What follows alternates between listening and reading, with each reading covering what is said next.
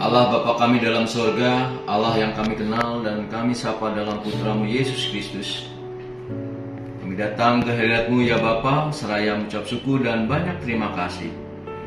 Bila kami pada saat ini Engkau bangunkan di pagi hari yang segar, sehingga kami pun boleh menghirup pagi yang begitu segar dan indah. Dialah kehidupan kami ini memberikan harapan yang lebih baik. Terima kasih Bapa, bila pada saat ini Engkau berkenan menghimpunkan kami satu dengan yang lain melalui kegiatan doa pagi ya Bapa. Itu semua kami yakini rencana-Mu yang begitu indah untuk kami semua, dalam rangka kami untuk membina iman kami, agar kami boleh tumbuh, berkembang dan berbuah sebagai umat-Mu ya Bapa. Terima kasih Bapa. Bila sebentar kami akan membaca bagian daripada firman-Mu, biarlah Engkau bukakan hati dan pikiran kami, sehingga kami boleh memahami akan firman-Mu. Terlebih Engkau memberikan kekuatan untuk menjadi kami untuk menjadi pelaku firman dalam keseharian kami. Bapa, kuasailah hamba-Mu yang akan menyampaikan kuasa Roh-Mu yang kudus, sehingga apa yang disampaikannya adalah kebenaran firman-Mu. Terima kasih Bapa, karena sesungguhnya kami telah siap untuk mendengar. Terima kasih Tuhan, kami serahkan doa kami ini dalam nama Tuhan dan Juru Selamat kami yang hidup, Yesus Kristus. Amin.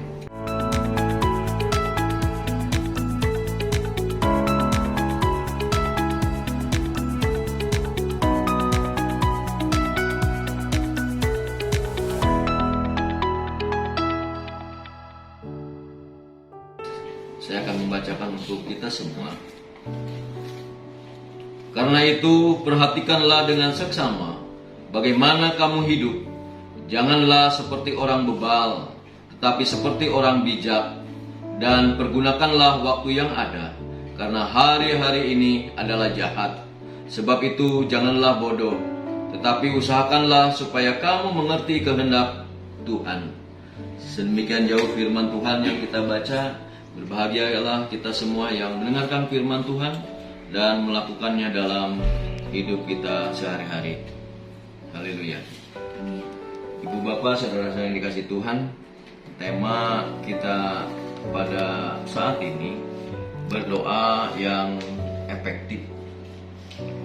Saya yakin Bapak dan Ibu semua yang hadir pada saat ini memiliki pemahaman dan setidaknya pernah mendengar bahwa kita sebagai orang yang percaya meyakini bahwa doa itu adalah napas bagi kita orang yang percaya. Sebagai napas orang percaya, tentunya doa memegang peranan penting. Sehingga ada ungkapan bahwa doa mengubah banyak hal. Dan berdoalah sampai sesuatu terjadi. Ibu Bapak, saudara yang dikasih Tuhan, doa sangatlah tepat untuk menyatakan dinamika kehidupan doa setiap orang percaya. Dari sekian banyak contoh doa yang dipanjatkan dalam Alkitab, ada beberapa doa yang sangat efektif. Dari contoh doa-doa itu kita akan belajar berdoa yang efektif. Nah, di sini ada dua kata berdoa yang efektif. Kalau berdoa, saya kira Bapak dan Ibu sudah memahami bahwa itu adalah salah satu alat atau moda komunikasi antara kita sebagai umat manusia dengan Tuhan pencipta kita. Nah, sekarang apakah yang dimaksud dengan efektif? Setidaknya saya mencoba dua makna dari kata efektif. Yang pertama, efektif berarti berlangsung dan memberikan hasil seperti yang diharapkan. Kedua, berarti mencapai hasil yang maksimal dengan durasi yang minimal. Berarti kalau doa yang efektif berarti berkomunikasi yang berlangsung dan yang memberikan hasil yang sesuai dengan harapan. Tentunya ketika kita berdoa, kita akan menyampaikan keluh kesah kita atau harapan kita kepada Tuhan, dan kita lakukannya sedemikian rupa sehingga doa kita didengar oleh Tuhan dan dijawab oleh Tuhan. Ibu bapak saudara yang dikasih Tuhan, setidaknya saya mencoba ada 3 hal yang harus dilakukan agar kita memiliki upaya untuk berdoa yang efektif. Ketiganya, yang pertama, bahwa doa yang efektif itu doa yang sesuai dengan kehendak Tuhan. Yang kedua, doa yang fokus. Dan yang ketiga, doa yang dipanjatkan secara sinergi. Bagaimana doa yang sesuai dengan kehendak Tuhan? Doa yang sesuai dengan kehendak Tuhan sangatlah penting bagi kita untuk dilakukan. Berarti ketika kita berdoa yang sesuai dengan kehendak Tuhan, ya setidaknya kita harus mengenal kehendak Tuhan itu sendiri. Nah, sekarang bagaimana agar kita bisa memahami dan mengenal kehendak Tuhan? Nah, kalau kita sendiri dalam keseharian kita ingin tahu kehendak istri kita, kehendak atau kemauan suami kita, anak-anak kita, berarti kita sering berkomunikasi, sering berinteraksi, sehingga kita tahu maunya siapa gitu. Kita hafal gitu kemauan istri, suami, anak kita. Demikian juga ketika kita berdoa dan kita berupaya untuk memahami dan mengenal kehendak Allah, berarti kita harus sering berkomunikasi atau berinteraksi dengan Tuhan. Kita membaca firman Tuhan. Ibu bapak saudara yang dikasih Tuhan, dalam Roma 12 ayat 2 jelas bahwa hanya ketika kita tidak seperti dunia ini dan mengalami pembaharuan atau transformasi budi, maka kita dapat mengenal kehendak Allah, sehingga kita bisa berlaku baik dan berkenan kepada Allah dan sempurna. Berarti kita mendoakan hal-hal yang baik, berkenan dan sempurna, itu pasti doa yang efektif. Jadi doa yang efektif secara tidak langsung adalah doa yang berkenan kepada Allah, dan yang berkenan kepada Allah adalah doa-doa yang baik. Ya tentu kalau mendoakan untuk hal-hal yang buruk, Tuhan tidak berkenan, karena Tuhan berkenan hanya doa-doa yang baik untuk kemanusiaan. Kemudian yang kedua, doa yang efektif tadi saya sampaikan adalah yang fokus. Banyak doa yang tidak fokus, doa yang terlalu luas, doa yang terlalu umum. Walaupun kita yakini bahwa Tuhan Maha Tahu, kan Tuhan Maha Tahu, jadi nggak harus disebutkan satu persatu detail pun Tuhan tahu. Tapi Tuhan inginkan bahwa menginginkan bahwa doa kita fokus. Bagaimana kita bisa memiliki fokus doa yang tepat? Ya, pertama dibutuhkan ya kedisiplinan untuk melihat, mendengar apa yang akan kita doakan. Melalui pelawatan, di kita ada komisi pelawatan. Ketika pelawatan mungkin melalui pengamatan, melalui komunikasi dengan keluarga yang dilawat atau yang dikunjungi, melalui komunikasi, pembicaraan, pengamatan, kita memperoleh data yang lebih rinci tentang apa dan harapan yang ingin didoakan.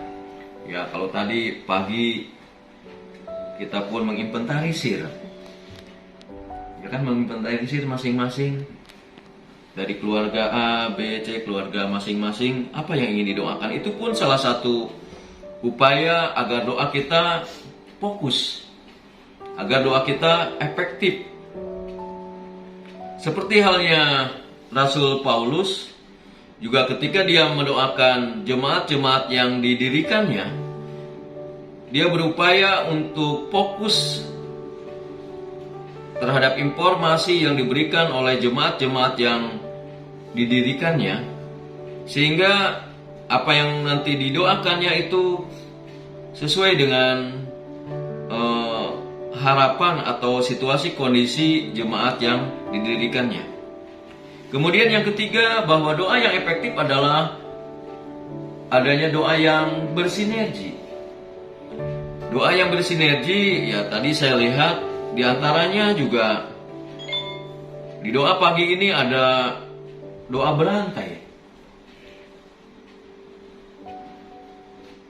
Doa efektif tadi adalah doa yang dilakukan secara bersinergi, doa yang dilakukan secara bersama-sama, doa dalam kebersamaan dengan rekan-rekan seiman. Itulah sebabnya kalau kita baca dalam Matius 18 ayat 20, firman Tuhan berkata bahwa di mana ada 2-3 orang berkumpul dalam namaku, maka aku hadir di tengah-tengah mereka. Yang penting di sini adalah adanya kesehatian. Dimulai dari kesehatian antara, kalau di keluarga ya kesehatian antara suami istri, mungkin suami istri dan anak-anak bisa berdoa bersama-sama, bisa saling bergantian. Ini juga dalam rangka melatih masing-masing. Ya mungkin kalau di umum malu, tapi kalau di keluarga ya pendek-pendek nggak apa-apa. Ini dalam rangka pembelajaran juga, pembiasaan. Kemudian juga antara kesehatian antara orang tua dan anak-anak, rekan-rekan seiman dalam persekutuan pendoa syafaat atau sinergi doa yang dilakukan dalam ibadah minggu. Yang salah satunya bagian ibadah kita ada doa syafaat yang dipimpin oleh pelayan firman, yang pada hakikatnya itu adalah doa yang diamini oleh anggota jemaat yang hadir dalam ibadah minggu. Itu pun merupakan salah satu doa yang sinergi, doa yang efektif. Ibu bapak saudara yang dikasih Tuhan, itulah sebabnya dikatakan bahwa manfaat yang sangat besar ketika kita melakukan ibadah, karena di dalamnya kita mendoakan orang lain. Ketika kita melakukan ibadah, kita memiliki sikap yang tidak egois dalam doa, karena ketika ibadah kita juga mendoakan orang lain. Kita lihat saja ketika hari Minggu di doa syafaat juga kita mendoakan anggota jemaat lain yang sakit, yang mengalami pergumulan dan lain sebagainya. Itu kita menunjukkan kepedulian bahwa kita tidak egois. Ibu bapak saudara yang dikasih Tuhan, Tuhan hanya sejauh doa. Itu berarti bahwa banyak hal besar bisa terjadi oleh kuasa doa. Sekalipun demikian, bukan kita yang hebat, melainkan Tuhan yang memiliki hak prerogatif, hak yang absolut untuk menjawab doa-doa kita. Sehingga berbagai hal luar biasa terjadi setelah kita berdoa. Tetapi doa-doa yang kita lakukan atau doa-doa yang dijawab oleh Tuhan itu harus menghasilkan kemuliaan bagi nama Tuhan itu sendiri. Kemuliaan, kebesaran, dan kemaksuran itu hanya untuk Tuhan. Amin.